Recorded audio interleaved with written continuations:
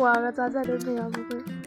Qua em hak chele ngarang dogi masi Thinking of you, thinking of you.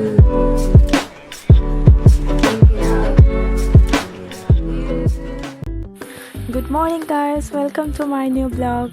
Do mayam ngasi ayuk siga akoy namana tan ahaybi hawini do ay nakan na video tawri nama layway kana re ay thabakal sudre bagna hoidalo de tawre ko do ay kana video copy akoy nama se katta shaure ba ko do mayam ay nokning mana loy nangi camera jadre hay ta ro pesa kala ta camera sem no pesa kala ta lang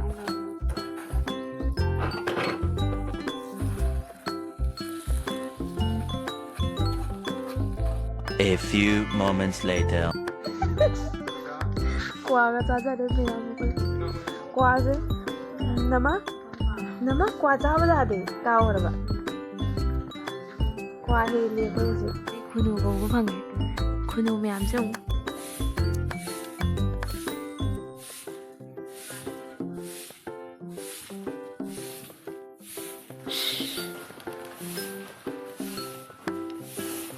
Ako'y depend na. Emel sa akin. Ay, sumay alin na ba yun? Lahirog si Mi.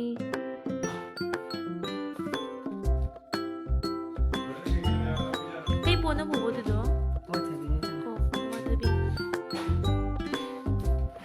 Awathabi, laphoy, angur, cherry, apel, dupati, mumpati, panab, latangla, kwa, may khet ama. Pupu na si Semi sa pupu. Tamaga daw ini ko.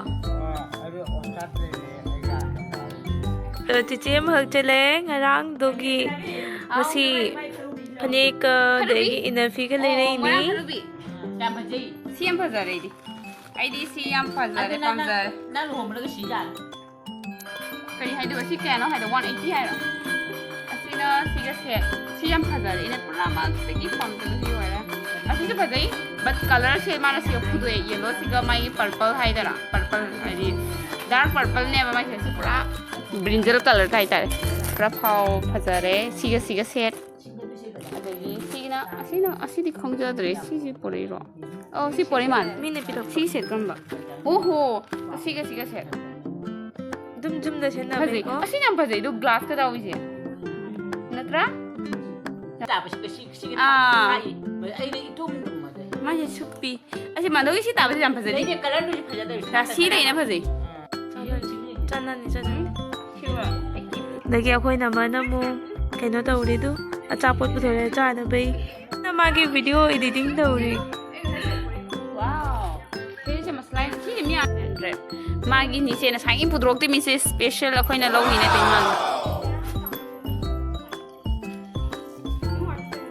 Pwede sa daw ni Miyam.